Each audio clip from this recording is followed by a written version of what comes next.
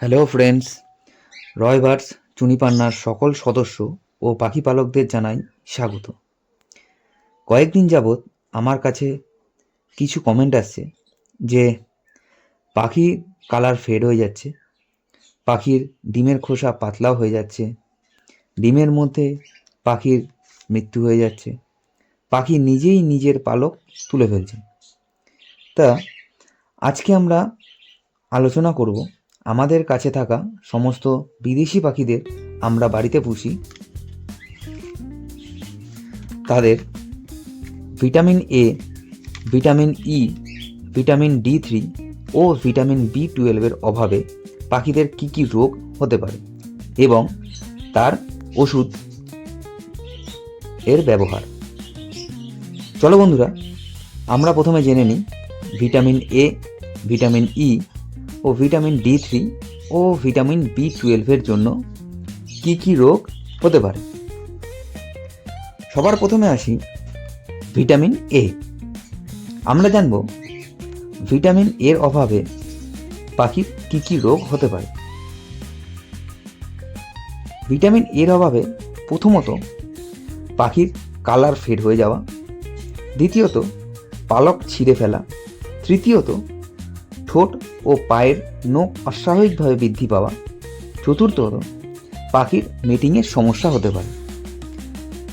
আসবো 2 নম্বর পয়েন্টে। 2 নম্বর পয়েন্ট হলো ভিটামিন D3। আমরা জানব ভিটামিন D3 অভাবে পাখির কী কী রোগ হতে পারে। ভিটামিন D3 অভাবে পাখিদের সাধারণত রিকেট রোগ হয়ে থাকে, যেমন পাখির হাড় নরম বা বাঁকা হয়ে যায়। দ্বিতীয়ত পা ও ডানা দুর্বল হয়। তৃতীয়ত পাখির ঠোঁট বিকৃত হতে পারে বা পুষ্টও না হতে পারে। তৃতীয়ত পাখির ডিমের খোসা পাতলা হয়ে যাওয়া। চতুর্থত পাখির মেটিংয়ে মারাত্মক প্রভাব ফেলে, যার ফলে পাখির ঠিকমতো পুষ্ট হয় না বা ব্রিডিং করতে অসুবিধা হয়।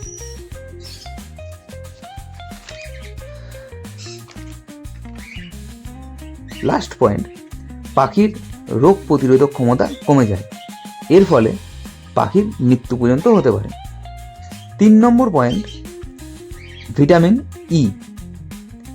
ভিটামিন ইর অভাবে পাখিদের প্রধানত ক্রেজি চিক ডিজিজ হতে পারে। এতে পাখির মস্তিষ্কের ভারসাম্য হারায়, হাঁটার সময় পড়ে এদিক ওদিক পড়ে যায়, মাথা বা পা অস্বাভাবিকভাবে নড়াচড়া করতে দেখা যায়। এছাড়াও ডিমের উর্বরতা কমে যাওয়া, ডিম ফুটে বাচ্চা না বের হওয়া, রোগ প্রতিরোধক ক্ষমতাও অনেকটা কমে যায়। 4 নম্বর পয়েন্ট ভিটামিন B12। আমরা জেনে নিই ভিটামিন B12 অভাবে পাখিদের কী কী রোগ হতে পারে। B12 অভাবে প্রথমত পেশি ও পায়ের অস্বাভাবিকতা দেখা দিতে পারে। 2 নম্বর পয়েন্ট জন্মগত ত্রুটি বা অপরিণত অবস্থায় মৃত্যু। 3 নম্বর পয়েন্ট ডিমের ভ্রূণ অবস্থায় মৃত্যু। 4 নম্বর পয়েন্ট পাখির স্বাভাবিকভাবে বৃদ্ধি না পাওয়া, মানে আপনার ডিম ফুটে বাচ্চা বেরিয়েছে, বাচ্চা কিছুদিন বড় হওয়ার পরেও বাচ্চা পুষ্ট হচ্ছে না বা বড় হচ্ছে না, যেমন পালক ঠিকঠাকভাবে বেরোচ্ছে না, পাখি ঠিকঠাক ভাবে গ্রো করছে না, এই সমস্ত হতে পারে B12 অভাবে। তো সাধারণত vitamin A, vitamin D3, vitamin E ও ভিটামিন B12 এর অভাবে পাখিদের এই সব রোগগুলি হতে পারে। আপনাদের সকলের কাছে প্রশ্ন থাকতেই পারে যে আপনারা পাখিদের সেই সব ভিটামিন একবারে একসঙ্গে কিভাবে পাখিদের দেবেন। তো বন্ধুরা, আপনাদের জানিয়ে দিই প্রত্যেক কটা জিনিস ভিটামিন, যেমন vitamin A, vitamin D3, vitamin E ও ভিটামিন B12 সব কয়টি একটি ওষুধের মধ্যেই আপনি পেয়ে যাবেন, সেটি হলো ভার্মিরাল। হ্যাঁ বন্ধুরা, এই সব কয়টি রোগের সমাধান এই ওষুধের মধ্যেই আপনারা পেয়ে যাবেন। এবার আসি এই ভার্মিরাল কিভাবে ব্যবহার করবেন।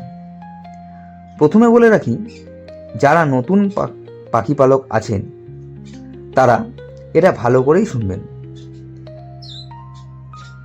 এক পেয়ার পাখির জন্য, মানে দুটি পাখির জন্য 6 থেকে 7 ফোঁটা 100 ml জলে ব্যবহার করতে হবে, সপ্তাহে 2 দিন। মাথায় রাখবেন, যেদিন আপনি এই ওষুধটি প্রোভাইড করবেন পাখিদের, তার আগের দিন মনে করে আপনার পাখির খাঁচার থেকে জলের পাত্রটি রাতে বা বিকালে সরিয়ে দেবেন।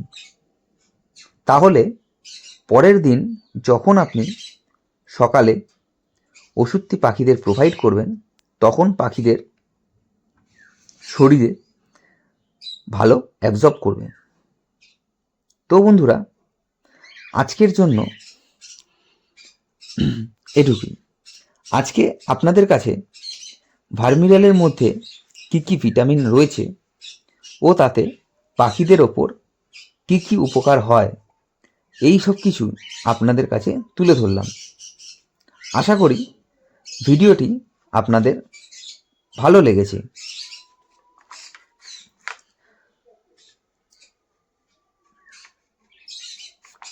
তো বন্ধুরা, ভিডিওটা ভালো লাগলে চ্যানেলটিকে সাবস্ক্রাইব করে পাশে থাকবেন।